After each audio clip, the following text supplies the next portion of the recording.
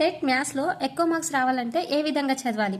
Non maths స్టూడెంట్స్కైనా ఎవరికైనా maths అంటే ఇబ్బంది పడేవాళ్ళు మ్యాథ్స్లో ఎక్కువ మార్క్స్ రావాలంటే ఏం చేయాలి? కోచింగ్స్ వెళ్తే ఎక్కువ మార్క్స్ వస్తాయా? మెటీరియల్ చదివితే ఎక్కువ మార్క్స్ వస్తాయా? లేకపోతే ఏదైనా బిట్స్ చేస్తే ఎక్కువ మార్క్స్ వస్తాయా అని అనుకునే వాళ్ళు అవి కాదండి. మన అకాడమిక్ టెక్స్ట్ బుక్ నుండి ప్రతి లైన్ వెరీ వెరీ ఇంపార్టెంట్ అని చదివితేనే మనకు మ్యాథ్స్లో ఎక్కువ మార్క్స్ వస్తాయి. అది ఏ విధంగా చదవాలో నేను ఈరోజు ఖచ్చితంగా ఎక్స్ప్లెయిన్ చేస్తాను. ఎస్పెషల్లీ టెట్ అండ్ డిఎస్కి ప్రిపేర్ అయిన ఛానల్ చాలా హెల్ప్ఫుల్గా ఉంటుందండి. మీకు ఏదైనా ప్రాబ్లం అర్థం కాకపోయినా నాకు కామెంట్ బాక్స్లో తెలియజేయండి. ఇప్పుడు మ్యాథ్స్ ఏ విధంగా చదవాలో నేను ఎక్స్ప్లెయిన్ చేస్తాను. ఫస్ట్ మనం చదవాల్సింది ఇక్కడ అట్ట పేపర్కి ఏమున్నాయి, బ్యాక్ సైడ్ ఏమి ఇచ్చారు, ఫ్రంట్ సైడ్ ఇచ్చారో క్షుణ్ణంగా అబ్జర్వ్ చేయాలి. ఓకేనా? ఎందుకంటే అట్ట పేపర్ నుండి కూడా మనకు క్వశ్చన్స్ వచ్చే అవకాశం ఉంది, అది అందరికీ తెలుసు. ఇక్కడ చూడండి, ఒక క్వశ్చన్ అడుగుతా. ప్రస్తుత పాఠ్యపుస్తకాలు ఎవరు రూపొందించారండి? మరి మనం ఈ పాఠ్యపుస్తకాలని టెక్స్ట్ బుక్ ఉంది కదా, 6th క్లాస్ మ్యాథ్స్, దీని యొక్క విద్యా ప్రమాణాలు ఎన్ని? అవి ఎక్కడ ఉంటాయంటే ఇక్కడ చూడండి, నేను ఫస్ట్ అడిగిన క్వశ్చన్ ఇక్కడ ఉంటుంది. పిల్లలు పాఠశాల జీవితం వారి దైనందిన జీవితానికి ముడిపడి ఉండాలని రాష్ట్ర ప్రణాళిక పరిధి పత్రం SCF 2011 సూచించింది. ఓకేనా? అంటే ప్రస్తుత పాఠ్యపుస్తకాలు ఎవరు రూపొందించారంటే SCF 2011 మౌలిక సూత్రాలు, గణిత ఆధారిక పత్రం, నిర్బంధ ఉచిత విద్యా హక్కు చట్టం 2009 ఆధారంగా దీన్ని రూపొందించడం జరిగింది. నెక్స్ట్ మన విద్యా ప్రమాణాలు అంటే అకాడమిక్ స్టాండర్డ్స్ ఎక్కడ ఉంటాయి? మన టెక్స్ట్ బుక్కి చివర్లో ఉన్నాయండి. ఇక్కడ మ్యాథ్స్ టెక్స్ట్ బుక్ ఉంది కదా, మ్యాథ్స్ టెక్స్ట్ బుక్కి చివరి నుండి 205 పేజీలో ఉందండి అకాడమిక్ స్టాండర్డ్స్, 6వ తరగతి విద్యా ప్రమాణాలు. ఇది చాలా చాలా ఇంపార్టెంట్. 5 విద్యా ప్రమాణాలు ఉంటాయి. ఫస్ట్ది సమస్య సాధన, సెకండ్ కారణాలు చెప్పడం, నిరూపణలు చేయడం, థర్డ్ వ్యక్తపరచడం, ఫోర్త్ది సంధానం చేయడం, ఫిఫ్త్ ప్రాతినిధ్యపరచడం. ఇది చాలా చాలా ఇంపార్టెంట్. నేను ఇక్కడ రాశాను కూడా. ఫస్ట్ సమస్య సాధన, కారణాలు చెప్పడం, నిరూపణలు చేయడం, వ్యక్తపరచడం, సంధానం చేయడం, ప్రాతినిధ్యపరచడం. ఇవి ఏ విధంగా ఇస్తారంటే 6వ తరగతి మ్యాథ్స్ టెక్స్ట్ బుక్లో విద్యా ప్రమాణాల సంఖ్య ఎంత, లేకుంటే విద్యా ప్రమాణాలు 4 ఇచ్చి ఇంకొకటి ఏంటిది, లేకపోతే 3 ఇచ్చి ఇందులో కానిది ఏంటిది, ఆ విధంగా అడగచ్చు. కాబట్టి ఇవి మనకు తెలిసి ఉండాలి. నెక్స్ట్ ప్రస్తుత పాఠ్యపుస్తకాలు ఎవరు రూపొందించారంటే SCF 2011. నెక్స్ట్ నిర్బంధ ఉచిత విద్యా హక్కు చట్టం 2009 ఆధారంగా రూపొందించారు. నెక్స్ట్ ఇంపార్టెంట్ ఏంటో చూద్దాం. ఆల్రెడీ మనకు ప్రీవియస్లో వచ్చిన క్వశ్చన్స్, వెరీ ఇంపార్టెంట్ టాపిక్స్ ఈరోజు మనం డిస్కస్ చేద్దాం. స్టార్టింగ్ నుండి ఎట్లయినా మనకు అవి ఈజీ టాపిక్సే చాలాసార్లు ఎక్స్ప్లెయిన్ చేసుకున్నాం. కాబట్టి ఈసారి లాస్ట్ నుండి ఫ్రంట్కి ఎక్స్ప్లెయిన్ చేసుకుంటూ వెళ్దాం. ఎందుకంటే ఎప్పుడైనా ఫస్ట్ నుండి ఎనర్జెటిక్గా చదివి లాస్ట్ వరకు డల్ అయిపోతున్నాం. కాబట్టి లాస్ట్ నుండి చదివితే లాస్ట్ నుండే ఎక్కువ బిట్స్ వస్తున్నాయి. కాబట్టి ఈరోజు లాస్ట్ నుండి ఫస్ట్కి చదువుదాము. లాస్ట్ చాప్టర్ ఏంటంటే అధ్యాయం 14, త్రిమితీయ ద్విమితీయ ఆకారాల అవగాహన. ఇందు నుండి ఎటువంటి క్వశ్చన్ వచ్చాయంటే మనకు త్రిమితీయ ఆకారాలు అంటే ఏంటి, ద్విమితీయ ఆకారాలు అంటే ఏంటో తెలియాలి. త్రిమితీయ ఆకారాలు అంటే 3D, ద్విమితీయ అంటే 2D. మరి 3D ఆకారాలకి ఉండవలసిన పరిమాణాలు ఏంటి అంటే త్రిమితీయ ఆకారాలకి పొడవు, వెడల్పు, ఎత్తు లేదా లోతు అనే 3 కొలతలు కలిగి ఉంటాయి. ఇక్కడ చూడండి, పొడవు, వెడల్పు, ఎత్తు లేక లోతు అనే 3 కొలతలు కలిగి ఉంటాయి. వీటినే త్రిమితీయ ఆకారాలు లేదా 3D ఆకారాలు అంటారు. ఇప్పుడు మనం త్రిమితీయ ఆకారాలు ఏంటో చూద్దాం. అంటే త్రిమితీయ ఆకారాలు అంటే పొడవు ఉండాలి, వెడల్పు ఉండాలి, ఇంకొకటి ఎత్తు ఉంటుంది. ఇక్కడ చూడండి, క్యూబ్. ఈ క్యూబ్కి పొడవు ఉంది, ఎత్తు ఉంది, వెడల్పు ఉంది. ఓకే, ఎత్తు, పొడవు, వెడల్పు. ఎగ్జాంపుల్ దీర్ఘగణం, సమగణం, వీటిని త్రిమితీయ ఆకారాలు అంటారు. ఓకేనా? ద్విమితీయ ఆకారం అంటే పొడవు, వెడల్పు మాత్రమే ఉండేటి. ఎగ్జాంపుల్ చతురస్రం, దీర్ఘ చతురస్రం. ఈ విధంగా ఇక్కడ ఫస్ట్ క్వశ్చన్ ఏంటంటే దీర్ఘగణానికి అంచుల సంఖ్య ఎంత, శీర్షాల సంఖ్య ఎంత, తలాల సంఖ్య ఎంత? ఇవి మనం తెలుసుకోవాలి. దీర్ఘగణానికి, సమగణానికి తెలుసుకుందాం. నెక్స్ట్ స్తూపం కూడా త్రిమితీయ ఆకారమే. ఇక్కడ గోళం, శంకువు, ఇవన్నీ త్రిమితీయ ఆకారాలు. ఇక్కడ మొన్న క్వశ్చన్ వచ్చింది, పట్టకం, ప్రిజం అంటారు, పిరమిడ్.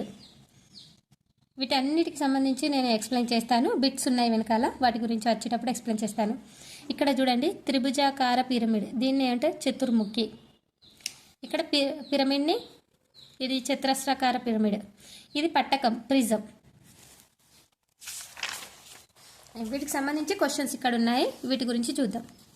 ఫస్ట్ క్వశ్చన్ చూడండి, ఒక త్రిభుజాకార పిరమిడ్ భూమి త్రిభుజము, దీన్నే చతుర్ముఖి అంటారు. దీనిలోని తలాల సంఖ్య, అంచుల సంఖ్య, శీర్షాల సంఖ్య తెలుసుకున్నాము అని అంటారు. త్రిభుజాకార పిరమిడ్ ఇంతకుముందు చూసాము, ఏది త్రిభుజాకార పిరమిడ్. దీని భూమి ఏ ఆకారంలో ఉంది, ఇది భూమి అనుకుందాం, త్రిభుజం ఆకారం ఉంది. దీన్ని ఏమంటారంటే చతుర్ముఖి అని కూడా అంటారు, ఇది బిట్టు. ఓకే, వీటి యొక్క తలాల సంఖ్య ఎంతనో చూద్దాం. ఓకే, తలాల సంఖ్య అంటే ఫేసెస్ ఎన్ని ఉన్నాయి దీనికి, ఇటు సైడ్ ఒక ఫేస్, ఇటు సైడ్ ఒక ఫేస్, ఇటు కిందికి ఒక ఫేస్, కాబట్టి తలాల సంఖ్య 4. అంచుల సంఖ్య, అంచులు అంటే ఏంటంటే ఈ లైన్స్ అనుకుందాం, 1 2 3 4 5 6, అంచుల సంఖ్య ఎంత 6. నెక్స్ట్ శీర్షాల సంఖ్య, శీర్షాలు అంటే ఇక్కడ కార్నర్స్ 1 2 3 4, ఎన్ని శీర్షాలు ఉన్నాయి, 4 ఉన్నాయి. అంటే ఇప్పుడు చతుర్ముఖికి తలాల సంఖ్య ఎంత, అంచుల సంఖ్య ఎంత, శీర్షాల సంఖ్య మనకు తెలిసిపోయింది. ఇక్కడనే బిట్ రావచ్చు, త్రిభుజాకార పిరమిడ్కి ఎన్ని శీర్షాలు ఉంటాయి, ఎన్ని అంచులు ఉంటాయి, ఎన్ని తలాలు ఉంటాయని ఖచ్చితంగా అడుగుతారు. ఎందుకంటే లాస్ట్ చాప్టర్ నుండి ఖచ్చితంగా బిట్స్ వస్తున్నాయి. నేను ఎగ్జాంపుల్ కూడా చూపిస్తాను. ఇక్కడ చూడండి, కెలిడోస్కోప్ ఉండే అంచుల సంఖ్య ఏంటి.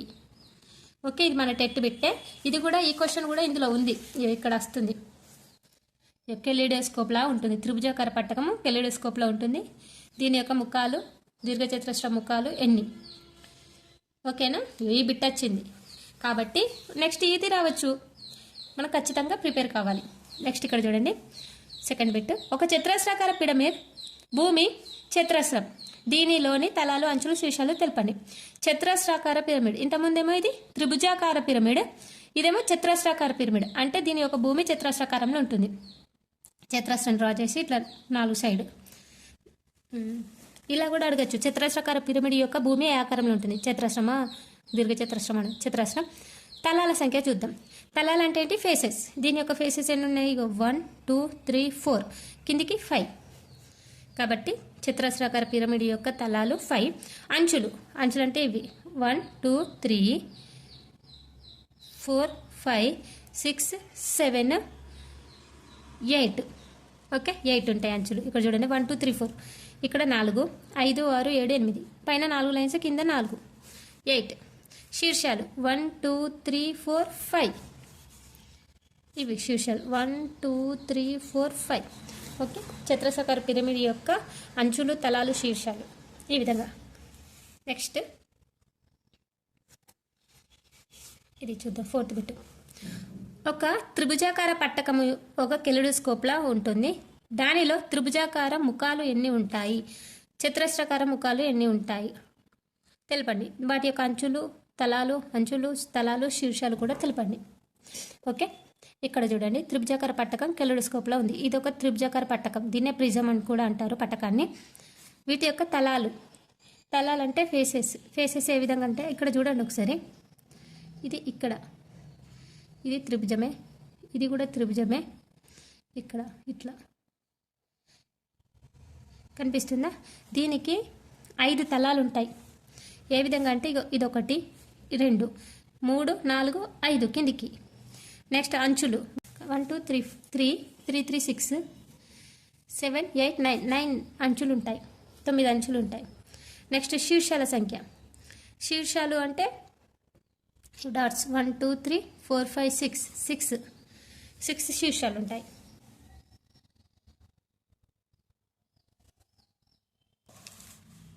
నెక్స్ట్ ఈ బిట్ వచ్చింది కాబట్టి ఒకసారి జాగ్రత్తగా చూడండి, ఇంపార్టెంట్ టెట్. నెక్స్ట్ ఇక్కడ వివిధ బహుభుజులు, భుజాల సంఖ్య, బహుభుజ పేరు. ఇక్కడ ఎన్ని భుజాలు ఉన్నాయి, 1 2 3 3 భుజాలు ఉన్నాయి కాబట్టి దీన్ని త్రిభుజం అంటారు. ఇక్కడ 4 భుజాలు ఉన్నాయి కాబట్టి 4 భుజాలు ఉంటే చతుర్భుజం అంటాం. ఇక్కడ 5 భుజాలు ఉన్నాయి కాబట్టి పంచభుజి. ఇక్కడ 1 2 3 4 5 6 ఉన్నాయి కాబట్టి షడ్భుజి. ఇక్కడ 7 ఉన్నాయి, 7 ఉన్నాయి కాబట్టి సప్తభుజి. ఇక్కడ 8 ఉన్నాయి కాబట్టి అష్టభుజి. Okay, important. ఇప్పుడు 6 భుజాలు కలిగిన బహుభుజిని ఏమంటారు, అష్టభుజి. 7 భుజాలు కలిగిన బహుభుజిని ఏమంటారు? సప్తభుజి. ఇది అడిగారు ఆల్రెడీ. 6 భుజాలు కలిగిన బహుభుజిని ఏమంటారు? షడ్భుజి. నెక్స్ట్ క్రమ బహుభుజ అంటే ఏంటో చూద్దాం. అన్ని భుజాల కొలతలు, అన్ని కోణాల కొలతలు సమానంగా గల బహుభుజినే క్రమ బహుభుజి అంటారు. ఇక్కడ క్రమ బహుభుజి ఏంటి? 3 భుజాలు సమానం, దీన్ని ఏమంటారు? సమబాహు త్రిభుజం అంటారు. ఇక్కడ 4 భుజాలు సమానం, దీన్ని చతురస్రం అంటారు. అన్ని భుజాలు అన్ని కోణాలు సమాన కొలతలు గల త్రిభుజం సమబాహు త్రిభుజం. అన్ని భుజాలు అన్ని కోణాలు సమానంగా గల చతుర్భుజాన్ని చతురస్రం అంటారు. ఇంపార్టెంట్. నెక్స్ట్ ఇక్కడ చూడండి, ఎక్సర్సైజ్ 2లో ఆకారాలు, ముఖాలు, అంచులు, శీర్షాలు. ఇక్కడ ఇదేంటిది? దీర్ఘగణం. ఇది సమగణం. దీర్ఘగణానికి ఎన్ని ముఖాలు, అంచులు, శీర్షాలు ఉన్నాయో చూద్దాం.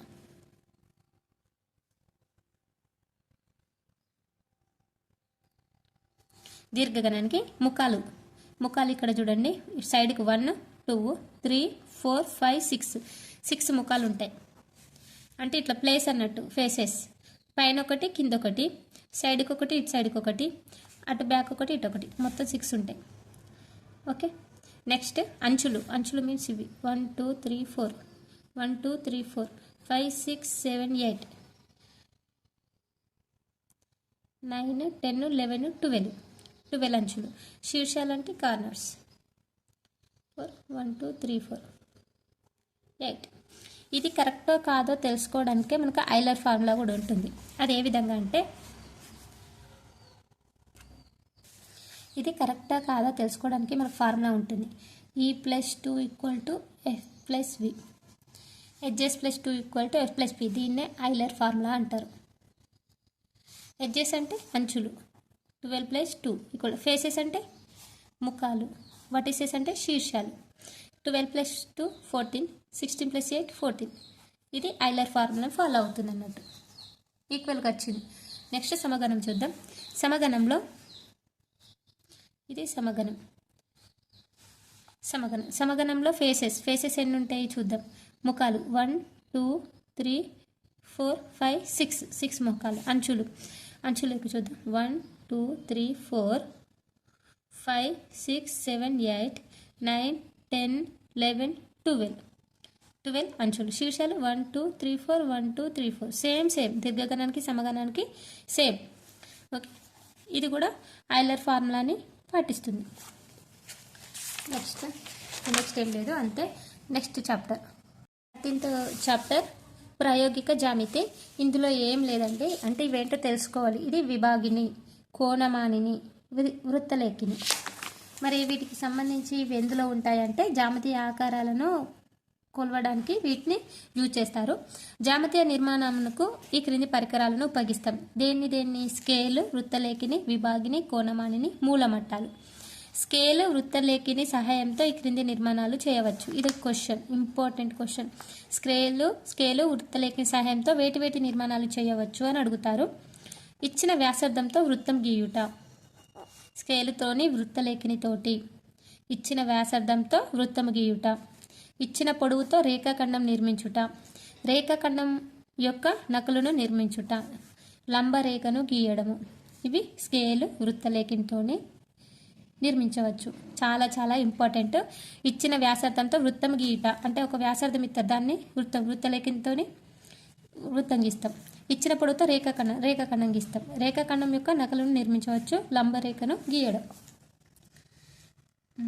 నెక్స్ట్, ఇచ్చిన రేఖపై ఉన్న బిందువు నుండి ఇచ్చిన రేఖపై లేని బిందువు నుండి అవి కూడా గీయచ్చు. ఇచ్చిన రేఖాఖండం యొక్క లంబ సముద్ర రేఖను గీయడం. ఇచ్చిన కొలతలు కలిగిన కోణమును నిర్మించడం. ఇచ్చిన కోణం యొక్క నకలను గీయడం. ఇచ్చిన కోణం యొక్క సమద్విఖండన గీయడం. కొన్ని ప్రత్యేక కోణములను వృత్తలేఖినితో నిర్మించవచ్చు. ఇది ఇంపార్టెంట్. కొన్ని ప్రత్యేక కోణములను వృత్తలేఖినితో నిర్మించవచ్చు. 90 డిగ్రీలు, 45 డిగ్రీలు, 60 డిగ్రీలు, 30 డిగ్రీలు. Next chapter. నెక్స్ట్ చాప్టర్ చాలా ఇంపార్టెంట్ అండి. ఎందుకు చెప్తున్నా అంటే ఈ బిట్ కూడా వచ్చింది. చాప్టర్ పేరు సౌష్ఠవం, 12th అధ్యాయం. ఇక్కడ చూడండి, సౌష్ఠవ రేఖల సంఖ్య ఎగ్జాంపుల్. సేమ్ ఇదే బిట్ నేను ఎక్స్ప్లెయిన్ చేశాను ఈ పేపరు ఇందులో వచ్చింది. ఈ పేపర్ ఆల్రెడీ నేను ఎక్స్ప్లెయిన్ చేశాను. ఎస్టర్డేనో డే బిఫోర్ ఎస్టర్డేనో ఎక్స్ప్లెయిన్ చేశాను. జస్ట్ ఇందులో నుండే 2 బిట్స్ కెలెడోస్కోప్ నుండి వచ్చింది. కెలెడోస్కోప్ 96 బిట్, ఇది 113 బిట్. చూడండి, సౌష్ఠవ రేఖలు లేని త్రిభుజం. సౌష్ఠవ రేఖలు లేని త్రిభుజం ఏంటిది? విషమబాహు త్రిభుజం. ఇక్కడ ఉంది చూడండి, విషమబాహు త్రిభుజం, సౌష్ఠవ రేఖలు లేవు. అందుకే మనం బ్యాక్ సైడ్ నుండి చదువుకుంటూ వస్తే అన్ని టాపిక్స్ కవర్ అవుతాయి. మనం ఫ్రంట్ నుండి చదివేసరికి బ్యాక్ సైడ్ వచ్చేసరికి డల్ అయిపోతాయి. కాబట్టి అప్పుడప్పుడు ఇట్లా బ్యాక్ సైడ్ నుండి కూడా చదవాలి.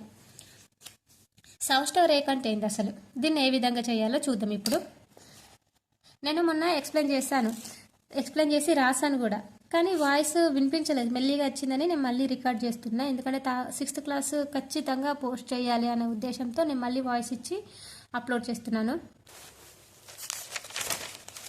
ఆ వాయిస్ ఈయన రోజు ఇలా టెక్స్ట్ బుక్స్లో రాసుకుంటూ ఎక్స్ప్లెయిన్ చేశానండి. ఇప్పుడు సౌష్ఠవం అంటే ఏంటో చూద్దాం. ఏ గీత వెంబడి మనము చిత్రాన్ని మడిచినప్పుడు 2 భాగాలుగా ఒకదాంతో ఒకటి సరిగ్గా ఏకీభవిస్తాయో ఆ రేఖనే సౌష్ఠవ రేఖ అంటారు. అంటే ఏ విధంగా అంటే, ఇప్పుడు ఒక పేపర్ ఉంది, దీన్ని ఇట్లా మడిస్తే 2 సమాన భాగాలు అవుతాయి, అప్పుడు సౌష్ఠవ రేఖ ఒకటి ఉందని అర్థం. ఈ విధంగా మలిస్తే 2 సౌష్ఠవ రేఖలు ఉందన్నట్టు. ఓకేనా? ఒకటిగా ఏకీభవిస్తేనే, ఆ 2 భాగాలు ఒకటిగా ఏకీభవిస్తే దాన్ని సౌష్ఠవ రేఖ అంటారు. ఎగ్జాంపుల్, ఇక్కడ సమబాహు త్రిభుజం ఉంది, ఇక్కడ సమబాహు త్రిభుజం ఉంది, అంటే 3 భుజాలు సమానంగా ఉంటాయి. దీన్ని ఇలా ఫోల్డ్ చేస్తే 2 భాగాలు సమానమవుతాయి, ఇలా ఫోల్డ్ చేసినా 2 భాగాలు సమానమవుతాయి, ఇలా ఫోల్డ్ చేసినా 2 భాగాలు సమానమవుతాయి. ఎందుకంటే 3 కొలతలు సమానం కాబట్టి దీని సౌష్ఠవ రేఖల సంఖ్య 3. ఓకే, ఈ విధంగా. ఇప్పుడు విషమబాహు త్రిభుజం ఉంది, అదే ఇలా అన్ని కోణాలు సమానంగా ఉండాయి, కొలతలు సమానంగా ఉండాయి కాబట్టి దీనికి సౌష్ఠవం అనేది ఉండదు. ఈ విధంగా ఉంటుంది అనుకోండి విషమబాహు త్రిభుజం. ఇదేమో చిన్న ఉంటుంది, కొంచెం పెద్ద ఉంటుంది, ఇంకా పెద్దగా ఉంటుంది. 3 కొలతలు సమానంగా లేవు కాబట్టి దీనికి సౌష్ఠవ రేఖలే ఉంటాయి. ఈ విధంగా ఇక్కడ చూడండి,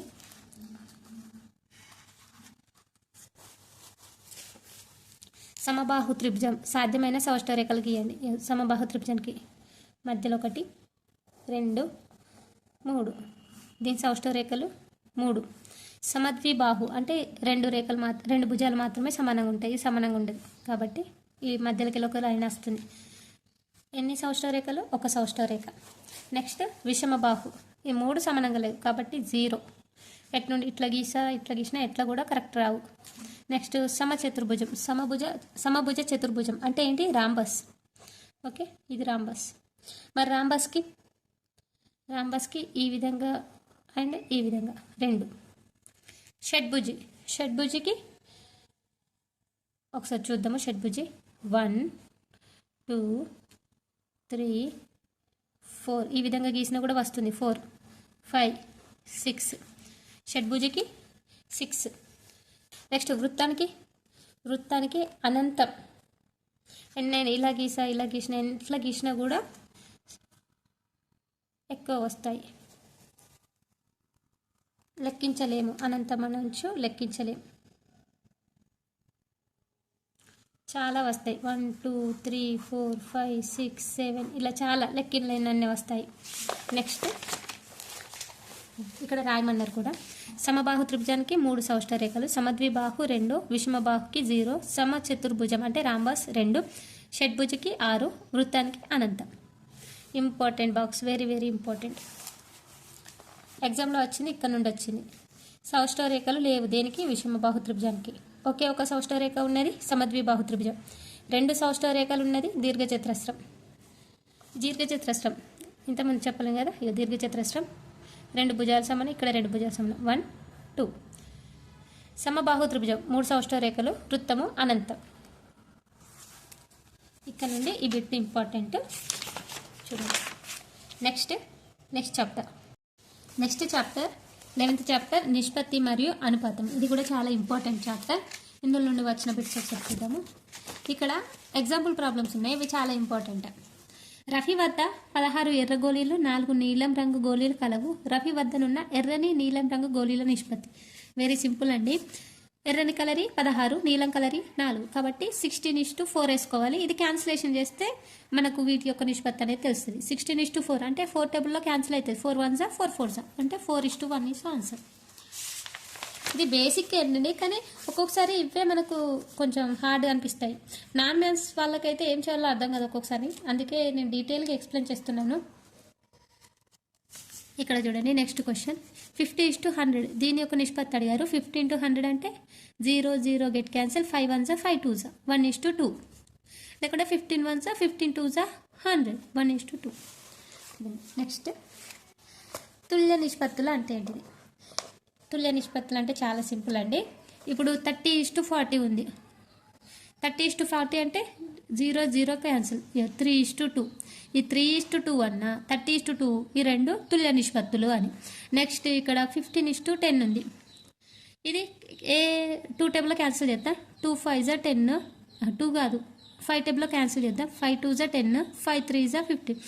ఇక్కడ కూడా 3:2 అనేది వచ్చింది. 3 2 ఈ 3:2 వచ్చినాయి అన్ని తుల్య నిష్పత్తులు. 30:2, 3:2, 15:10 వీటిని ఏమంటారు? సమానం లేదా తుల్య నిష్పత్తులు అని అంటారు.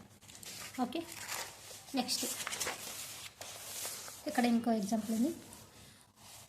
ఒక గణిత తరగతిలో 16 మంది బాలురు ఉన్నారు, 20 మంది బాలికలు ఉన్నారు. తరగతిలో బాలుర సంఖ్యకు బాలికల సంఖ్యకు గల నిష్పత్తిని కనుగొని కనిష్ట పదాలలో తెలపండి. కనిష్ట అంటే దాన్ని క్యాన్సిల్ చేసి చిన్న పదాల్లో తెలపండి అని. ఇక్కడ చూడండి 16 మంది బాలురు, 20 మంది బాలికలు. 16 మంది బాలులు ఇష్టు 20 మంది బాలికలు. ఇలా ఇచ్చినాక దీన్ని ఏ టేబుల్తో క్యాన్సిల్ చేయాలి? ఫస్ట్ 2 టేబుల్తో క్యాన్సిల్ చేద్దాం. 2 8 2 10, మళ్ళీ 2 టేబుల్లో పోతుంది. 2 4 2 5. ఇప్పుడు ఏం మిగిలినాయి? 4:5 కనిష్ట నిష్పత్తిలో ఉంది. దీన్ని మళ్ళీ ఇంకా ఏం క్యాన్సిల్ చేయలేము. అందుకే ఆన్సర్ ఈజ్ 4:5. 4:5 ఈజీగా సింపుల్గా ఫాస్ట్ ఇది ప్రాక్టీస్ చేసేటనుకోండి ఈజీగా చేయొచ్చు నాన్ మ్యాథ్స్ వాళ్ళు కూడా. నెక్స్ట్ ఇక్కడ ఒక బాక్స్ ఉంది, దీన్ని చూద్దాం. 1 రూపాయికి ఎన్ని పైసలు? 100 పైసలు. 1000 గ్రాములకు 1 కిలోగ్రామ్. 1 గంటకు 60 నిమిషాలు. 100 సెంటీమీటర్లకు 1 మీటర్. 1 నిమిషానికి 60 సెకండ్లు కదా. 1 మిల్లీమీటర్కి ఎన్ని సెంటీమీటర్లు? ఇది మీరు కామెంట్ బాక్స్లో తప్పకుండా తెలియజేయండి. ఓకేనా? Very very important box.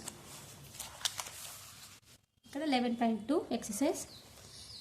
ఇందులో ఇంపార్టెంట్ అంటే ప్రతి ప్రాబ్లం ఒకసారి చూసుకుంటాం. కనిష్ట పదాల్లో ఉన్న నిష్పత్తులేవి, వాటి కనిష్ట పదాల్లో తెలపండి. ఇక్కడ 2:3 ఉంది, ఇది ఆల్రెడీ కనిష్ట పదాలనే ఉంది. ఇప్పుడు 16:20 ఉంది. 16:20 ఇంతకుముందు చేసాం మనం. 16:20 ఎంత వచ్చింది? 4.5. 4:5 ఇది 4:5 దీని యొక్క కనిష్ట నిష్పత్తి. 5:6 ఇది ఆల్రెడీ కనిష్ట నిష్పత్తులనే ఉంది, ఎందుకంటే దీన్ని దేనితో కూడా మళ్ళీ క్యాన్సిల్ చేయలేం. ఇక్కడ చూడండి 20:60 ఉంది. ఇగో 0 0 గెట్ క్యాన్సిల్, 2 1 2 3 ఇది 1:3 అవుతుంది. ఈ విధంగా. ఓకే, 8:15 ఉంది. ఇది ఎందులో క్యాన్సిల్ అవుతుంది? ఎందులో కూడా క్యాన్సిల్ కాదు, ఇదే కనిష్ట పదం. 19:2 ఉంది. ఇది కూడా ఎందులో క్యాన్సిల్ కాదు, ఇదే కనిష్ట పదం. ఇవన్నీ చేయాలి. సింపుల్ ప్రాబ్లమ్స్ అండి. ఒకసారి ఇక్కడ చూద్దాం. 2 లీటర్ల నూనెను విజయ్ 500 మిల్లీలీటర్ల నూనెను తెచ్చాను. ఇమ్రాన్ విజయ్ తెచ్చిన నూనెల నిష్పత్తి కనుగొనండి. ఇమ్రాన్ ఏమో 2 లీటర్ల నూనె తెచ్చాడు, విజయ్ ఏమో 500 మిల్లీలీటర్ని నీళ్ళు తెచ్చాడు. ఇప్పుడు 2 లీటర్లను మిల్లీలీటర్లకు కన్వర్ట్ చేయాలి. లీటర్లను మిల్లీలీటర్లకు కన్వర్ట్ చేయాలంటే ఏం చేయాలి? 1 లీటర్కి ఎన్ని మిల్లీమీటర్లు అది తెలుసుకోవాలి.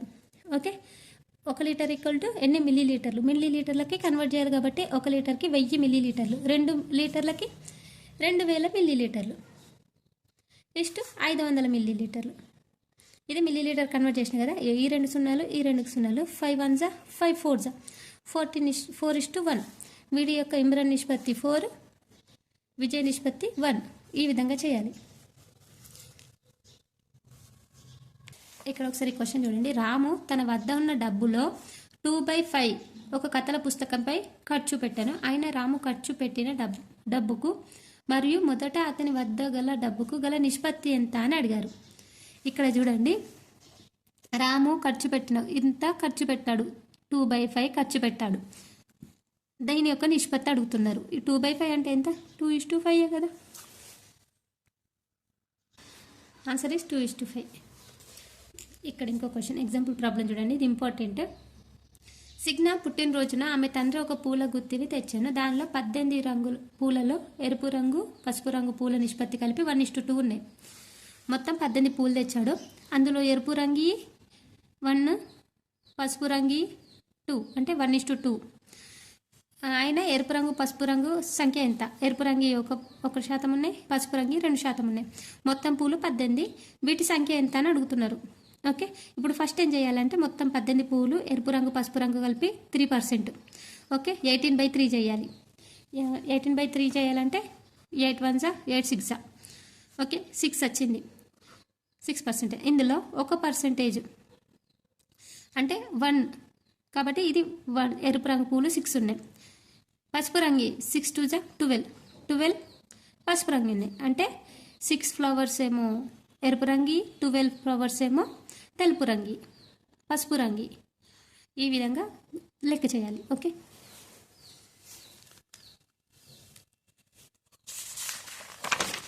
నెక్స్ట్ ఇక్కడ చూడండి ఇంపార్టెంట్ ప్రాబ్లం. ఇది ఒకసారి టెట్లో వచ్చింది ప్రాబ్లం.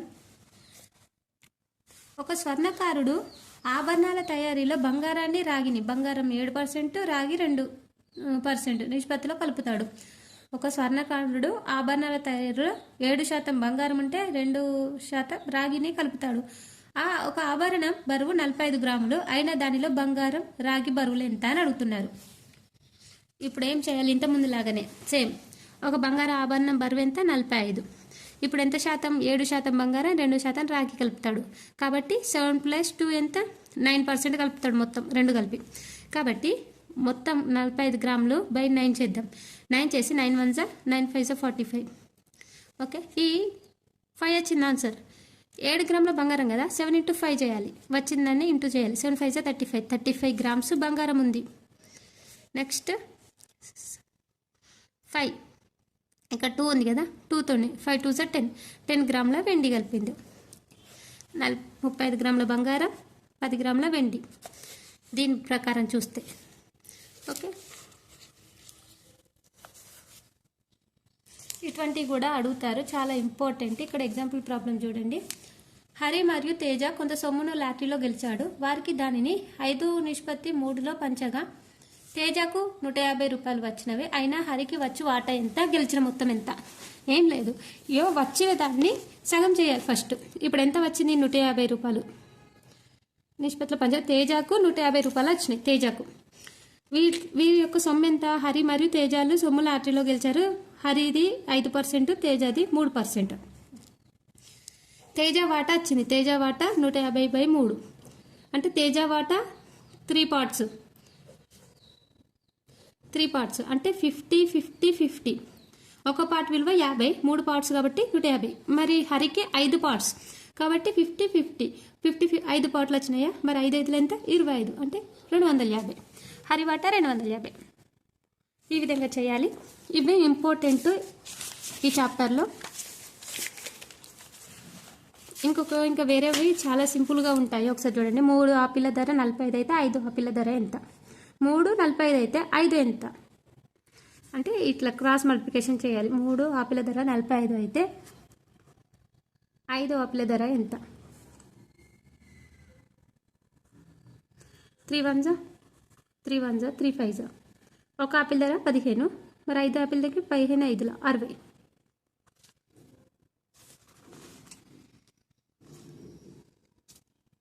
ఇది ఆల్రెడీ వచ్చిన క్వశ్చన్. ఒకసారి చూడండి. 16 కుర్చీల ధర 3600 అయితే 4500 కొనగల కుర్చీల సంఖ్య ఎంత? ఇది చూడండి. 16 కుర్చీల ధర 3600. 4500కి ఎన్ని కుర్చీలు కొంటారు? క్రాస్ మల్టిప్లికేషన్ వేయాలి. 16 కుర్చీల ధర 3600 అయితే 4500కి ఎన్ని కుర్చీలు కొంటారు? క్రాస్ మల్టిప్లికేషన్ వేస్తే 4500 × 16/3600. ఈ విధంగా వేయాలి. ఈ 2 zeros ఈ 2 క్యాన్సిల్. 3 1 3 2 6, 3 1 3 5 3 3 3 4 3 4 12, 3 5 15, 4 1 4 4. ఎన్ని కొంటా? 4 5 20 కొంటాడు. 4500కి 20 కుర్చీలు కొంటాడు.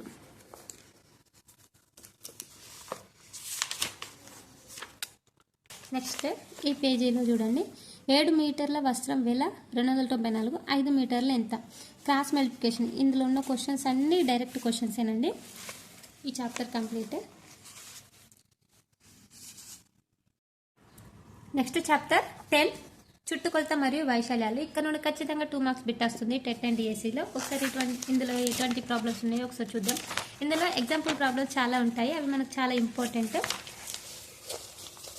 ఇక్కడ ఎగ్జాంపుల్ 3, 36 మీటర్ల పొడవు 24 మీటర్ల వెడల్పు గల దీర్ఘచతురస్రాకార పొలం యొక్క చుట్టుకొలత ఎంత?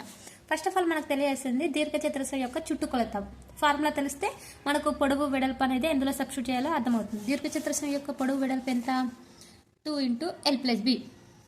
దీర్ఘచతురస్రం యొక్క చుట్టుకొలత 2 × L+B. ఇది వెరీ వెరీ ఇంపార్టెంట్, ఖచ్చితంగా గుర్తుంచుకోవాలి. లెంత్ ఎంత ఇచ్చారు? పొడవు 24 metres. Length 36 metres. Breadth 24 metres. 36 + 24, 2 × 36 + 24 ఎంత? 60. 2 × 60 120 మీటర్స్. ఓకే, ఈ విధంగా చేయాలి. పొడవు 36, వెడల్పు 24, 2 × L+Bలో సబ్స్టిట్యూట్ చేస్తే 120 మీటర్స్ వస్తుంది. Next problem. ఒక దీర్ఘచతురస్రాకారం యొక్క చుట్టుకొలత 76 సెంటీమీటర్లు, దీని పొడవు 26 సెంటీమీటర్లు అయిన వెడల్పు ఎంత? చుట్టుకొలత ఇచ్చారు ఆల్రెడీ, అంటే మనకి దీర్ఘచతురస్రం యొక్క చుట్టుకొలత ఇచ్చారు. చుట్టుకొలత ఎంత? 2 × L+B. దీని వాల్యూ 76 ఇచ్చారు, 76 సెంటీమీటర్స్. ఇందులో పొడవు ఇచ్చారు, పొడవు ఎంత? లెంత్ అనేది 26 మీటర్స్ ఇచ్చారు. నెక్స్ట్ బి వాల్యూ ఇవ్వలేదు, మనం బి వాల్యూ తెలుసుకోవాలి. బి అంటే ఏంటి? వెడల్పు తెలుసుకోవాలి. ఇక్కడ వేరేలాగా చేశారు, మనం ఈజీ వేలో చేసుకుందాము. 26 + B = 2 అనేది ఇక్కడ డివైడ్ చేస్తుంది, ఇంటూ చేస్తుంది. మరి రైట్ సైడ్ అయితే డివైడ్ అవుతుంది. Okay, next 26 + B = 76/2. క్యాన్సిల్ చేస్తే 2 1s 2 3s 6, 2 8s 16, 38. నెక్స్ట్ 26 అనేది ఇటు ప్లస్ చేస్తుంది, రైట్ సైడ్ వెళ్తే మైనస్ అవుతుంది. ఏదైనా లెఫ్ట్ సైడ్ ప్లస్ చేస్తే రైట్ సైడ్ మైనస్ అవుతుంది, లెఫ్ట్ సైడ్ ఇంటూ చేస్తే రైట్ సైడ్ అయితే డివైడ్ అవుతుంది. ఇది మినిమం తెలుసుకోవాల్సినవి మ్యాథ్స్లో. B = 39 - 38 - 26. మరి B వాల్యూ ఎంత? 38 - 26 వాల్యూ ఎంత? 12. ఇక్కడ డివైడ్ అనుకుంటే ఏదో వేరేలాగా చేశారు, మనం ఈ విధంగా చేస్తే సింపుల్. Next example 5. ఒక దీర్ఘచతురస్రాకార పొలం యొక్క పొడవు వెడల్పు వరుసగా 22.5 మీటర్లు, 14.5. దీనిని చుట్టూ కంచె వేయటకు మీటర్కు 6 వంతునైనా ఎంత ఖర్చు అవును? ఇది ఏ విధంగా చేయాలో చూద్దాము. దీర్ఘచతురస్రాకార వెడల్పేమో పొడవు 22.5, వెడల్పు 14.5 మీటర్స్ ఇట్లా ఇచ్చి దీని కంచె వేయటకు మీటర్కి 6 రూపాయల వంతున ఖర్చు అవుతుందట. మొత్తం ఎంత ఖర్చు అవుతుంది అని అడుగుతున్నారు. అంటే ఫస్ట్ మనం ఏంటంటే చుట్టుకొలత ఫార్ములా వేస్తే అయిపోతుంది. 2 × L+B = 2 × L అంటే 22.5 + B అంటే 14.5. నెక్స్ట్ 22.5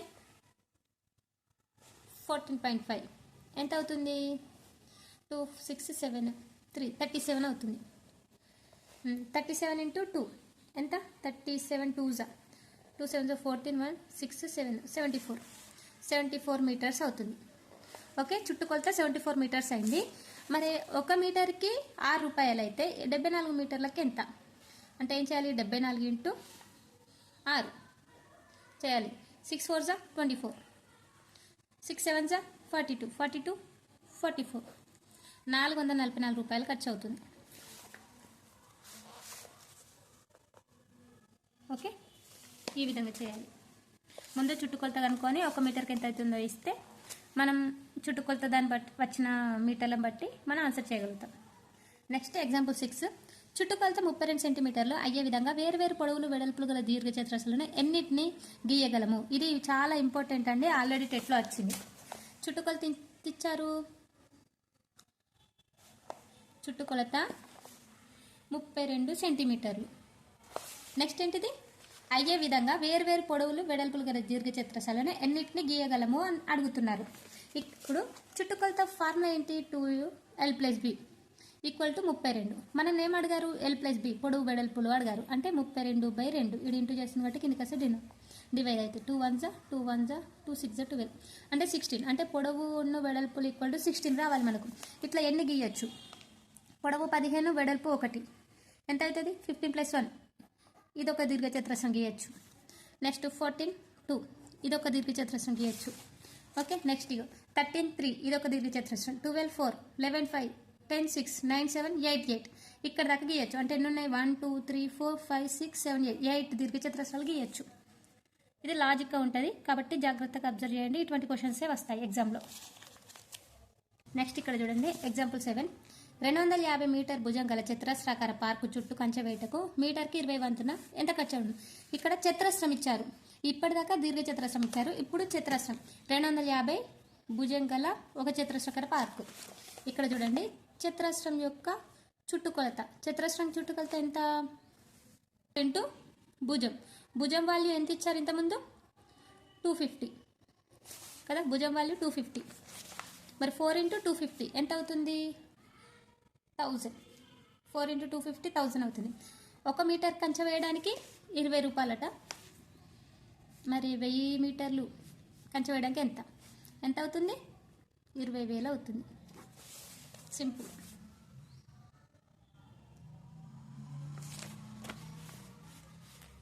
కాన్సెప్ట్ అర్థమైతే వితిన్ సెకండ్లో ప్రాబ్లం చేయొచ్చు. కానీ కాన్సెప్ట్ అర్థం చేసుకోవాలి. లైన్ టు లైన్ ప్రతి ఎగ్జాంపుల్ ప్రాబ్లం ప్రిపేర్ కావాలి. అలా ప్రిపేర్ అయినప్పుడు మాత్రమే మనకు మంచి మార్క్స్ వస్తాయి ఎగ్జామ్లో. ఎందుకంటే ఆల్రెడీ మనం ప్రాక్టీస్ చేసినాం కాబట్టి మనం ఎగ్జామ్లో క్వశ్చన్ చూడంగానే మనకు వెంటనే ఆన్సర్ గుర్తొస్తుంది. ఆ విధంగా ఉంటుంది టెక్స్ట్ బుక్ ప్రాక్టీస్ చేస్తే. ఎగ్జాంపుల్ 8. ఒక సమబాహు త్రిభుజం యొక్క చుట్టుకొలత 54 సెంటీమీటర్లు అయిన దాని భుజం కనుగొనండి. సమబాహు యొక్క త్రిభుజం యొక్క చుట్టుకొలత ఏంటిది? 3 భుజాలు సమానం కాబట్టి 3 × భుజం. ఒక చుట్టుకొలత ఇచ్చారు అంతా 54. అంటే ఇక్కడ ఏం చేయాలి? సమబాహు త్రిభుజం యొక్క చుట్టుకొలత 3 × భుజం. 3 × భుజం ఈక్వల్ టు 54 సెంటీమీటర్. 54. ఇప్పుడు భుజం వాల్యూ ఎంత?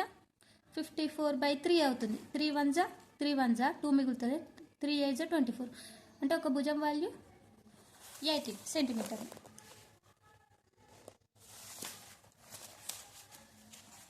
ఇక్కడ ఇంకొకటి ఇచ్చారు. సమబాహు త్రిభుజం యొక్క ఇక్కడ ఎగ్జాంపుల్ 9 చూద్దాం. 24 సెంటీమీటర్ల పొడవు గల తీగతో ఈ క్రింది క్రమాకార ఆకృతిని తయారు చేసి ప్రతి పటం యొక్క భుజాన్ని కనుగొనము. ఇది ఇంపార్టెంట్ ఏం కాదు మన టెట్కి. ఇక్కడ ఎక్సర్సైజ్లో ఇక్కడ లాస్ట్ క్వశ్చన్ చాలా ఇంపార్టెంట్. ఒకసారి చూడండి. ఇవన్నీ ఎగ్జాంపుల్ ప్రాబ్లంలో ఉన్నట్టే ఉంటాయి. సో 8th ప్రాబ్లం చూడండి. ఒక త్రిభుజం యొక్క 2 భుజాలు వరుసగా, ఇది ఆల్రెడీ టెట్లో వచ్చింది అందుకే నేను ఎక్స్పెషల్ ఇది చెప్తున్నాను. ఒక త్రిభుజం యొక్క 2 భుజాలు వరుసగా 12 సెంటీమీటర్లు 14 సెంటీమీటర్లు. త్రిభుజం ఇక్కడ గుర్తుంచుకోండి. 3 భుజాలు ఉంటే 2 భుజాలు ఇచ్చారు. దీని యొక్క చుట్టుకొలత 36 సెంటీమీటర్లు అయినా 3వ భుజం పొడవు ఎంత అని అడుగుతున్నారు. ఇది ఏ విధంగా చేయాలంటే త్రిభుజం యొక్క 3 భుజాలు ఇంకోటి x అనుకుందాము. 12 + 14 + x = 36 సెంటీమీటర్లు. x = 36 - 26. ఎందుకంటే 12 + 14 = 26 కాబట్టి 36 - 26. ఇంకో భుజం పొడవు ఎంత అవుతుంది? 10 అవుతుంది. ఈ విధంగా.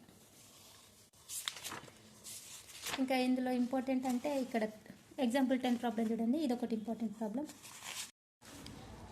Example 10 very important problem. Already టెట్లో వచ్చింది ఇటువంటి ప్రాబ్లం. ఎగ్జాంపుల్ ప్రాబ్లమ్స్ నుండే చాలా ప్రాబ్లమ్స్ వస్తున్నాయి టెట్ అండ్ డిఎస్సిలో. అందుకే ఎగ్జాంపుల్ ప్రాబ్లంతో సహా అన్ని ఎక్స్ప్లెయిన్ చేస్తున్నాను. 144 సెంటీమీటర్లు 100 సెంటీమీటర్ల కొలతలు గల వరుసగా పొడవు వెడల్పులు, అంటే 2 వేరు కొలతలు ఉన్నాయి కాబట్టి ఇది దీర్ఘచతురస్రం. పొడవు వెడల్పులు గల ప్రదేశాన్ని పొడవు 12 సెంటీమీటర్ వెడల్పు 5 సెంటీమీటర్ గల టైల్స్తో నింపాలనన్నా ఎన్ని టైల్స్ కావాలను? 144 100 సెంటీమీటర్ కొలతలు గల పొడవు వెడల్పులు గల ప్రదేశం ఉంది, పెద్ద ప్రదేశం ఉంది. దాన్ని 12 సెంటీమీటర్లు వెడల్పు 5 సెంటీమీటర్లు టైల్స్తో నింపాలన్నా ఎన్ని టైల్స్ కావాలి? ఇది ఏ విధంగా చేయాలంటే ఇవి దీర్ఘచతురస్రాలు. దీర్ఘచతురస్రం యొక్క వైశాల్యం చేయాలి. ఫస్ట్ ఆ ప్రదేశం యొక్క వైశాల్యం తెలుసుకోవాలి. ఓకే, అంటే దీర్ఘచతురస్రం యొక్క వైశాల్యం ఫార్ములా ఏంటి? L × B. లెంత్ ఇచ్చారు. ప్రదేశం యొక్క లెంత్ 14 సెంటీమీటర్స్, వెడల్పు 100 సెంటీమీటర్, 14,400. నెక్స్ట్ ఇది ప్రదర్శన యొక్క వైశాల్యం. నెక్స్ట్ ఏంటి? టైల్స్ యొక్క వైశాల్యం కావాలి. టైల్స్ ఎంత ఇచ్చారు? టైల్స్ యొక్క పొడవు 12, వెడల్పు 5. 12 5 60. అంటే ప్రదేశం యొక్క వైశాల్యం 14,400, టైల్స్ది 60. దీన్ని ఇప్పుడు ఏం చేయాలంటే 14,400/60 చేయాలి. ఎందుకు అంటే టైల్ కావాల్సిన టైల్ సంఖ్య కావాలంటే టైల్స్ నింపవలసిన ప్రదేశ వైశాల్యం బై ఒక టైల్ వైశాల్యం అని తెలుసుకుంటాం. 0 0 గెట్ క్యాన్సిల్. 6 1 జా 6 2 జా 12, 2 మీద 6 4 జా 24, ఒక 0 ఒక 0. అంటే 140 టైల్ 240 టైల్స్ కావాలి.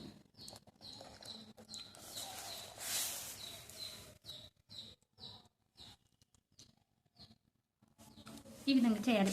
ఫస్ట్ రూమ్ ప్రదేశం యొక్క వైశాల్యం తీసుకోవాలి. అది దీర్ఘచతురస్రాకారం ఉంటే దీర్ఘచతురస్రం, చతురస్రం ఉంటే చతురస్ర వైశాల్యం. ఏ ఆకారంలో ఉంటే ఆకారము దాన్ని బట్టి వైశాల్యం వేసుకోవాలి. నెక్స్ట్ టైల్స్ వైశాల్యం వేసుకొని డివైడ్ చేస్తే అయిపోతుంది. ఇది చాలా ఇంపార్టెంట్ ప్రాబ్లం, ఆల్రెడీ ఎగ్జామ్లో వచ్చింది ఇటువంటి ప్రాబ్లం. Next example 11. ఒక దీర్ఘచతురస్రాకార ఒక చతురస్ర చుట్టుకొలతల సమానం. ఒక దీర్ఘచతురస్రము అండ్ చతురస్రము చుట్టుకొలతలు సమానం. దీర్ఘచతురస్రం యొక్క పొడవు వెడల్పులు వరుసగా 30 సెంటీమీటర్లు, 20 సెంటీమీటర్లు అయినా రెండిట్లో దేని వైశాల్యం ఎక్కువ, ఎంత ఎక్కువ? ఇది కూడా ఇంపార్టెంట్. దీర్ఘచతురస్రం యొక్క చుట్టుకొలత 2 ఇంటూ పొడవు ప్లస్ వెడల్పు. 2 ఇంటూ పొడవు ఎంత? 30 సెంటీమీటర్లు, వెడల్పు 20 సెంటీమీటర్లు. 35 ప్లస్ 25 60. 2 ఇంటూ 60 ఈక్వల్ టు 120 సెంటీమీటర్లు. ఇది దీర్ఘచతురస్రం యొక్క చుట్టుకొలత. మరి చతురస్ర చుట్టుకొలత తెలుసుకుందాం. ఇది చేస్తే ఏది పెద్దగా అయితే రెండిట్లలో ఏ వైశాల్యం ఎక్కువ అనేది తెలుస్తుంది. చతురస్రం యొక్క చుట్టుకొలత 120 సెంటీమీటర్లు. దీని యొక్క భుజం కావాలంటే 4. ఇప్పుడు చతురస్రం చుట్టుకొలత ఏంటి? 4 ఇంటూ భుజం కదా. ఇప్పుడు భుజం తెలుసుకోవాలన్నాం కాబట్టి 120/4 వేసుకోవాలి. Equal to 30. ఓకే, ఎందుకంటే 4 ఇంటూ భుజం ఈక్వల్ టు 120. ఇప్పుడు మనం భుజం వాల్యూ కావాలి కాబట్టి 120/4. 4 1 4 3 12 30 సెంటీమీటర్స్. ఇప్పుడు భుజం వాల్యూ వచ్చింది. భుజం వాల్యూ వచ్చినాక చతురస్రం వైశాల్యం వాల్యూ. చతురస్రం వైశాల్యం భుజం స్క్వేర్ అంటే 30 స్క్వేర్ 900 చతురస్రం. ఇప్పుడు దీర్ఘచతురస్ర వైశాల్యము పొడవు ఇంటూ వెడల్పు ఈక్వల్ టు 30. అంటే భుజం వాల్యూ తెలిసింది కదా, ఒక వాల్యూ ఎంత? 30. దీర్ఘచతురస్రంకి పొడవు వెడల్పు వాల్యూ ఆల్రెడీ తెలుసు, 35 ఇంటూ 25 ఏమవుతుంది? 35 ఇంటూ 25 875. ఇప్పుడు దేని వైశాల్యం పెద్దది? చతురస్రం యొక్క వైశాల్యం పెద్దది.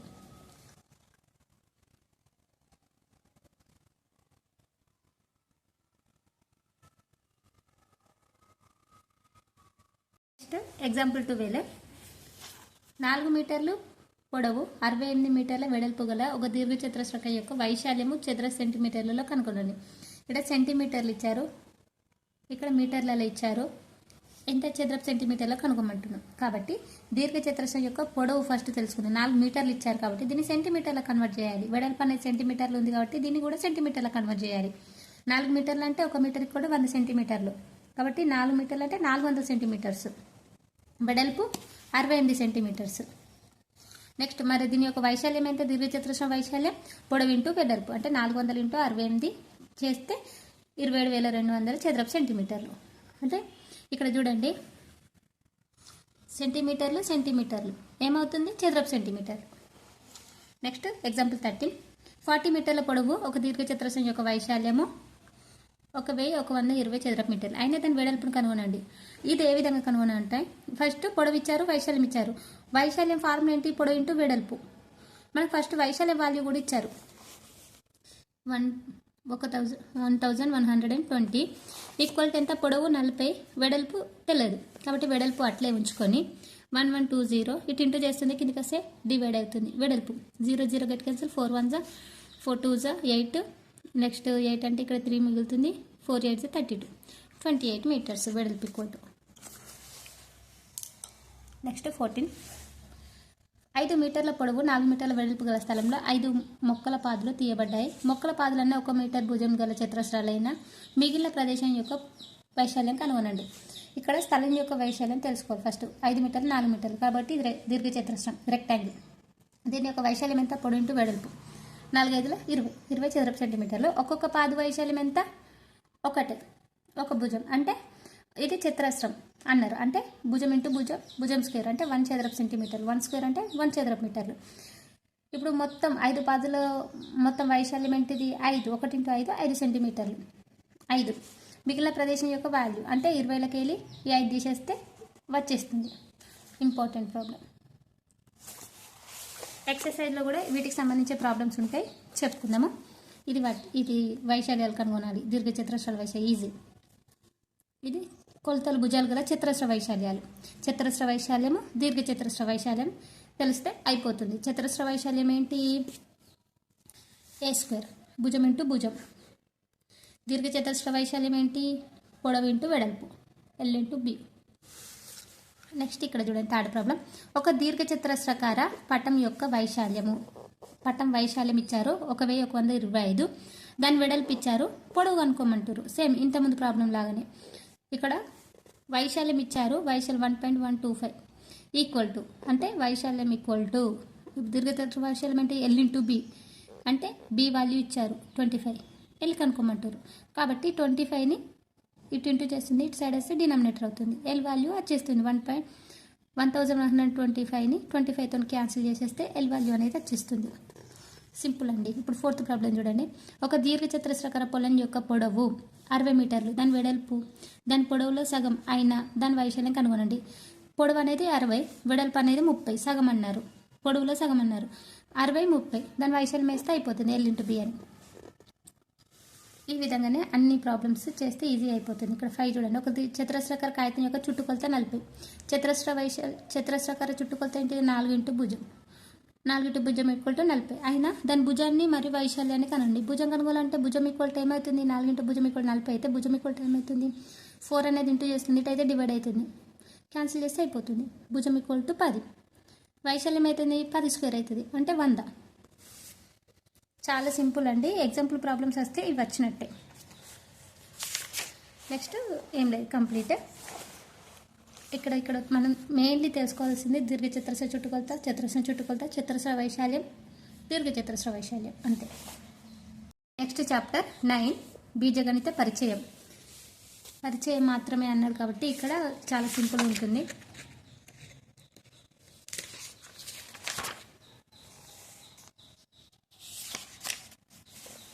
ఇక్కడ చూడండి.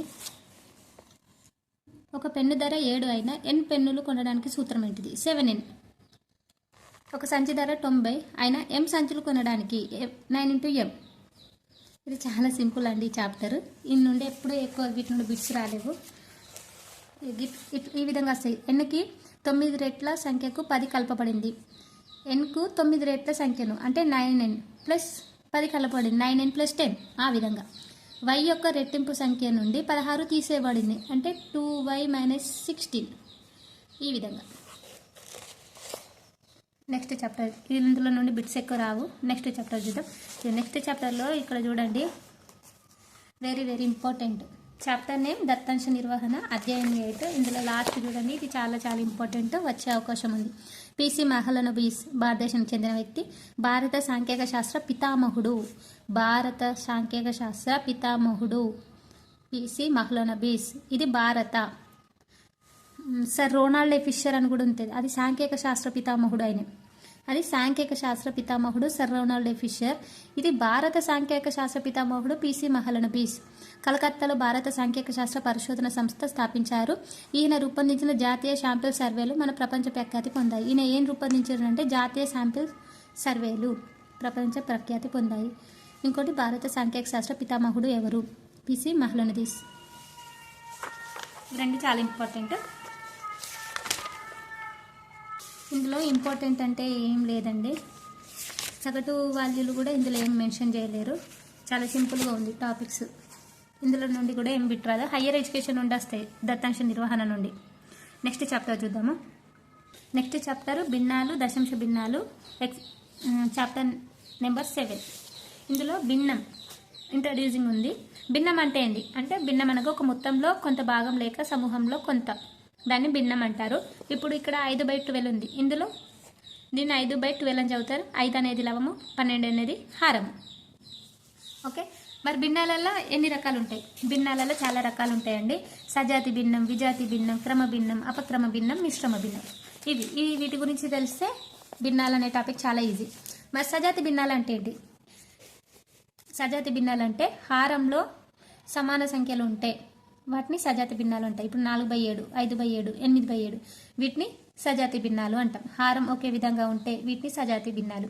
విజాతి భిన్నాలు అంటే హారం వేరువేరుగా ఉన్న భిన్నాలను విజాతి భిన్నాలు అంటారు. ఇక్కడ 9, 8, 11 నుండి హారాలు వేరువేరుగా ఉన్నాయి కాబట్టి వీటిని విజాతి భిన్నాలు. పైన వారిని లవం అంటాం, కిందిది హారం అంటాం. హారాలు సమానంగా ఉంటే సజాతి, హారాలు వేరువేరుగా ఉంటే విజాతి భిన్నం. నెక్స్ట్ క్రమభిన్నం.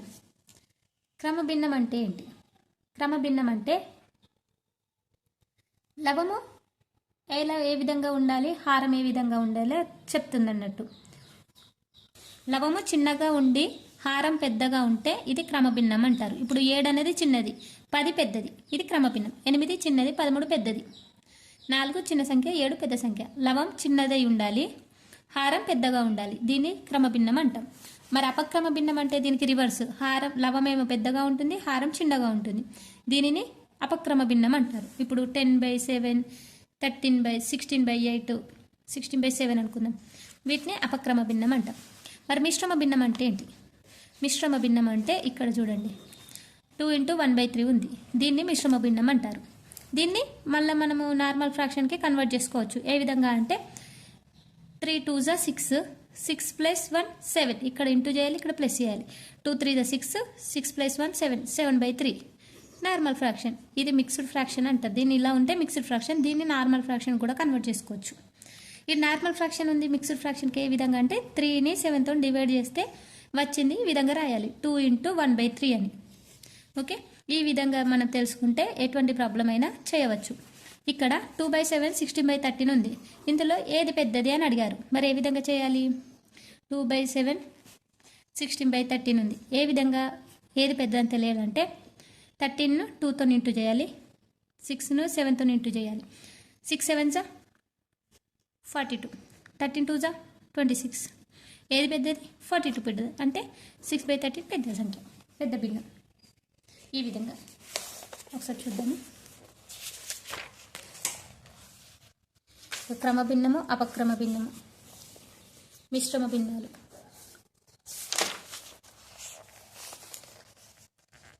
క్రింది వాటిలో క్రమభిన్నం ఏది? క్రమభిన్నం అంటే ఏమని చెప్పాము? లవం చిన్నగా ఉండి హారం పెద్దగా ఉంటే దాన్ని క్రమభిన్నం అంటారని చెప్పాను కదా.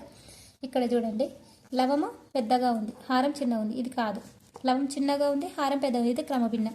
ఇది క్రమభిన్నం. ఇది లవమే పెద్దగా ఉంది, హారం చిన్నగా ఉంది. ఇది కాదు. నెక్స్ట్ అపక్రమ భిన్నాలు. 2/7 లవం చిన్నగా ఉంది, హారం పెద్దగా ఉంది కాబట్టి ఇది కాదు. ఇది కాదు, ఇది కాదు, ఇది అపక్రమ భిన్నం. 13/2 లవం పెద్దగా ఉంటే దాన్ని అపక్రమ భిన్నం అంటారు. ఇవి రెండు అపక్రమ భిన్నాలు. నెక్స్ట్ సజాతి భిన్నాలు. సజాతి భిన్నాలు అంటే ఏమని చెప్పాను? హారాలు సమానంగా ఉంటే వాటిని సజాతి భిన్నాలు అంటే. ఇక్కడ అన్ని సమానంగా ఉన్నాయి, ఇక్కడ అన్ని సమానంగా ఉన్నాయి, ఇక్కడ లేవు కాబట్టి కాదు. విజాతి భిన్నాలు అంటే హారాలు వేరువేరుగా ఉంటే వాటిని విజాతి భిన్నాలు అంటారు.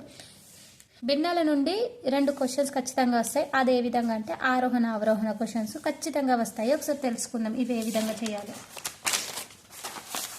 ఇక్కడ ఏమేమి ఉన్నాయి? 2/5, 3/5, 7/5, 16/5. ఈ విధంగా ఉన్నప్పుడు హారాలన్నీ సమానంగా ఉన్నాయి, సజాతి భిన్నాలు అంటాం. ఈ సజాతి భిన్నాలుగా ఇచ్చినప్పుడు ఏది పెద్ద సంఖ్య అయితే అది పెద్ద భిన్నం అవుతుంది. ఓకే, అంటే 16/5 అనేది పెద్ద భిన్నం, తర్వాత 7/5, 13/5, తర్వాత 2/5. ఈ విధంగా అప్పుడు ఎప్పుడు సజాతి భిన్నాలుగా ఉన్నప్పుడు. సజాతి భిన్నాలుగా లేనప్పుడు ఏ విధంగా చేయాలో తెలుసుకుందాం. ఇక్కడ చూడండి, ఆరోహణ క్రమం రాయండి అన్న. ఆరోహణ క్రమం అంటే చిన్న నుండి పెద్ద.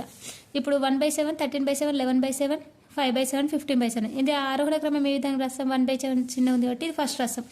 సెకండ్ ఏం రాయాలి? 5/7, థర్డ్ 11/7, ఫోర్త్ 13/7. ఎందుకు రాస్తున్నా? సజాతి భిన్నాలన్నీ సమానంగా ఉన్నాయి కాబట్టి డైరెక్ట్ వేస్తున్నా. మరి ఇక్కడ సమానంగా లేవు, మరి దీన్ని ఏం చేయాలి చూద్దాం. క్వశ్చన్ ఎక్కిద్దాం. 2/3, 5/6, 3/9, 24/18. ఈ విధంగా భిన్నాలు ఇచ్చినప్పుడు ఏ విధంగా చేయాలో చూద్దాం. అంటే హారాలు సమానంగా లేవు. మరి మనం హారాలు సమానంగా చేస్తే టైం వేస్ట్ అయిపోతుంది. కాబట్టి మనం ఏం చేయాలంటే ఇక్కడ ఇచ్చిన భిన్నాలల్లో లవంలో అన్నిటికీ 0 యాడ్ చేసుకోవాలి. 0 యాడ్ చేసుకొని డినామినేటర్తో క్యాన్సిల్ చేయాలి. 3 1s 3 6 18, 2 మిగులుతుంది, 6.2. నెక్స్ట్ ఇది 6 ఉంది డినామినేటర్. 6 1s 6 6 36, 6 42, 6 8 48, 5 ఉంది కాబట్టి 0.2. నెక్స్ట్ 9 1s 9 2s 18, 9 3s 27 కాబట్టి 27 కాబట్టి 3 మిగులుతుంది, 3.3. నెక్స్ట్ 18 1s 18 1s 18 1s అంటే ఇక్కడ 6 మిగులుతుంది, 60 అవుతుంది. 18 3s 54 అంటే ఇక్కడ ఎంత మిగులుతుంది? 6 మిగులుతుంది, 13.6. ఇక్కడ చిన్న భిన్నం ఏంటి? మనకు ఆరోహణ క్రమం అని అడిగారు. ఏం అడిగారు? ఆరోహణ క్రమం. ఆరోహణ అంటే ఏంటి? చిన్న నుండి పెద్ద వరకు. ఇలా చిన్న సంఖ్య ఏది? 3.3 అంటే ఈ భిన్నం అనేది చిన్నది, అంటే 3/9 భిన్నం. నెక్స్ట్ ఏ భిన్నం చిన్నది? 3.3 + 6.2 అంటే 2/3 భిన్నం. నెక్స్ట్ 5/6, నెక్స్ట్ 24/18 ఈ విధంగా రాసుకోవాలి. ఇలా ఎటువంటి ప్రాబ్లం ఇచ్చినా కూడా న్యూమరేటర్ సమానంగా ఉంటే డైరెక్ట్ ఏది పెద్ద ఉంటే అదే సంఖ్య. న్యూమరేటర్లు డినామినేటర్లు వేరువేరుగా ఉన్నప్పుడు ఈ విధంగా చేయాలి. ఇక్కడ చూడండి ఇంకో క్వశ్చన్ ఉంది. 1/5, 2/7, 5/4, 4/10 వీటి యొక్క ఆరోహణ క్రమం రాయడానికి ఇచ్చారు. మరి ఏ విధంగా చేయాలి? న్యూమరేటర్లు అన్నిటికీ 0 పెట్టాలి, ఎందుకంటే డినామినేటర్లు ఈక్వల్గా లేవు కాబట్టి. మనం న్యూమరేటర్లో 0 యాడ్ చేసుకొని క్యాన్సిల్ చేస్తే ఏది పెద్ద సంఖ్య ఏది చిన్న సంఖ్య అయితే అది ముందు రాసుకోవాలి, ఏది పెద్ద సంఖ్య అయితే ఇది లాస్ట్ వస్తుంది. ఇప్పుడు 0 పెట్టుకున్నాం కదా, క్యాన్సిలేషన్ 5 1 5 2 ఇది 2 వచ్చింది. ఇది 20/7 2.6, 50/4 12.2, 40/10 4 వచ్చింది. ఇందులో చిన్న సంఖ్య ఏది? ఇది 1/5. నెక్స్ట్ చిన్న సంఖ్య 2.6 అంటే 2/7. నెక్స్ట్ చిన్న సంఖ్య 4 కాబట్టి 4/10. నెక్స్ట్ 12.2 2/7. ఈ విధంగా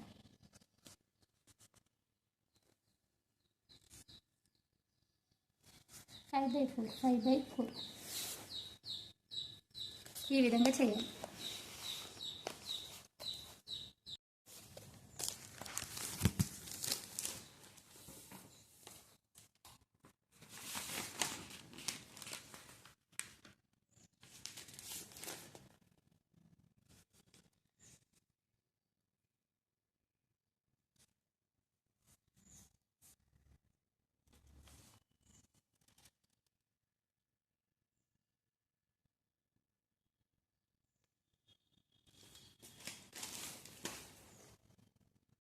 ఎక్సర్సైజ్ చూడండి. ఇక్కడ ఇంపార్టెంట్ అంటే ఏం లేదు, ఇవి చాలా సింపుల్ ప్రాబ్లమ్స్. ఇక్కడ వర్డ్ ప్రాబ్లం ఉంది, ఇది చూడండి. 6th one. 100 పేజీలున్న ఒక కథల పుస్తకంలో వర్షిత 25 పేజీలు చదివింది. లలిత అదే కథల పుస్తకంలో 2/5 వంతు చదివింది. ఎవరు ఆ పుస్తకాన్ని తక్కువ చదివారు? కారణం తెలపండి. 100 పేజీలున్న కథల పుస్తకం వర్షిత 25 పేజీలు చదివింది. లలిత అదే కథల పుస్తకం 2/5 వంతు చదివింది. మరి ఎవరు తక్కువ చదివారు అని అడుగుతున్నారు. వర్షితనేమో 25 పేజీలు చదివింది, లలిత ఎన్ని పేజీలు చదివింది అంటే 2/5 రూపంలో ఇచ్చారు కాబట్టి మనము నెంబర్లలో ఎన్ని పేజీలలో తెలుసుకుందాం. 2/5 చదివింది కాబట్టి ఇంటూ ఎన్ని పేజీలు? 100 పేజీలు. 5 1 5 2 10 20 2 × 20 40 అంటే లలిత చదివింది 40 పేజెస్ చదివింది. వర్షిత 25 పేజీలు చదివింది, లలిత 40 పేజెస్ చదివింది. మరి ఎవరు తక్కువ చదివారు? వర్షిత తక్కువ చదివింది. ఓకే. Next easy. డినామినేటర్లు సమానంగా ఉన్నాయి కాబట్టి అడిషన్ చేసుకోవచ్చు. 2/18 1/9. డినామినేటర్లు ఈక్వల్ ఉన్నప్పుడు 22/22 1 వస్తుంది. ఓకే. ఇవి కూడా చాలా ఇంపార్టెంట్. 10 11 12 13 ఇవి నేను నెక్స్ట్ చాప్టర్లో ఎక్స్ప్లెయిన్ చేస్తాను. ఇప్పటికే వీడియో చాలా లెంతీ అయింది. ఈ వీడియో మీకు నచ్చినట్టయితే పార్ట్ 2 అని కామెంట్ చేయండి. ఖచ్చితంగా నేను పార్ట్ 2 కూడా ఎక్స్ప్లెయిన్ చేస్తాను. 7 చాప్టర్స్ కంప్లీట్ అయినాయి కదా, రిమైనింగ్ 6 చాప్టర్స్ నేను నెక్స్ట్ వీడియోలో ఎక్స్ప్లెయిన్ చేస్తాను. ఈ వీడియో మీకు నచ్చినట్టయితే ఖచ్చితంగా లైక్ ఇచ్చి ఎంకరేజ్ చేయండి. Thank you.